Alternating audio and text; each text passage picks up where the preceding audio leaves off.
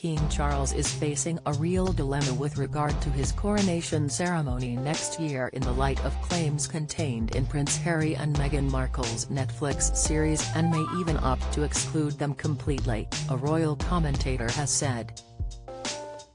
3 more episodes of the docu-series are due to drop on the streaming service at 8 a.m. GMT tomorrow, with the Duke of Sussex using a trailer aired earlier this week to complain of institutional gaslighting while his wife claiming she had been fed to the wolves.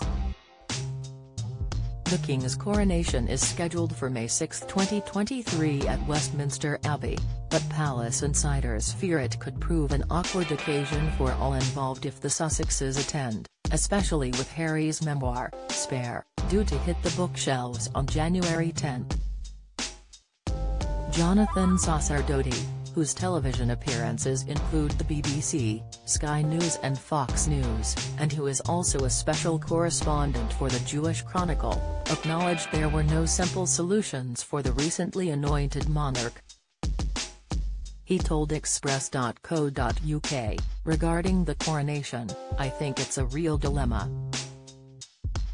It might seem very aggressive not to invite Meghan and Harry, though most people would understand exactly why that decision would have been made." The King's coronation is scheduled for May 6, 2023 at Westminster Abbey, but palace insiders fear it could prove an awkward occasion for all involved if the Sussexes attend, especially with Harry's memoir, Spare, due to hit the bookshelves on January 10. Jonathan Sacerdoti, whose television appearances include the BBC, Sky News and Fox News, and who is also a special correspondent for the Jewish Chronicle, acknowledged there were no simple solutions for the recently anointed monarch. He told Express.co.uk, regarding the coronation, "I think it's a real dilemma. It might seem very aggressive not to invite Meghan and Harry, though most people would understand exactly why that decision would have been made.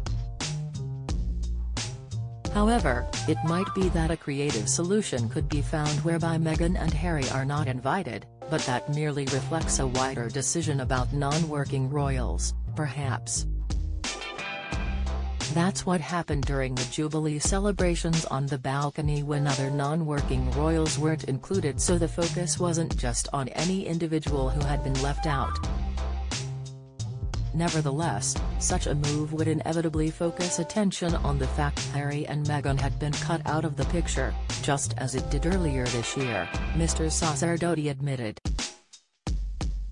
He added, "Part of the problem is that the royal family is damned if they do and damned if they don't.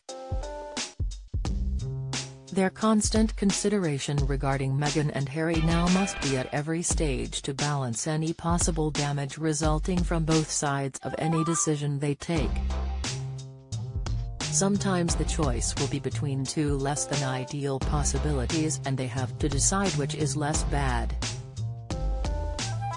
In the latest trailer, the royal household was accused of planting negative stories about the Sussexes to deflect from less favourable coverage of other royals as part of a war against Meghan. Jenny Afia, the Duchess's lawyer, alleged she has seen evidence of briefing from the palace against the couple, while Meghan's friend Lucy Fraser claimed the Duchess became a scapegoat for the palace. The Duchess also appears in the teaser, saying, "You would just see it play out, like a story about someone in the family would pop up for a minute and they'd go, 'We've got to make that go away.'"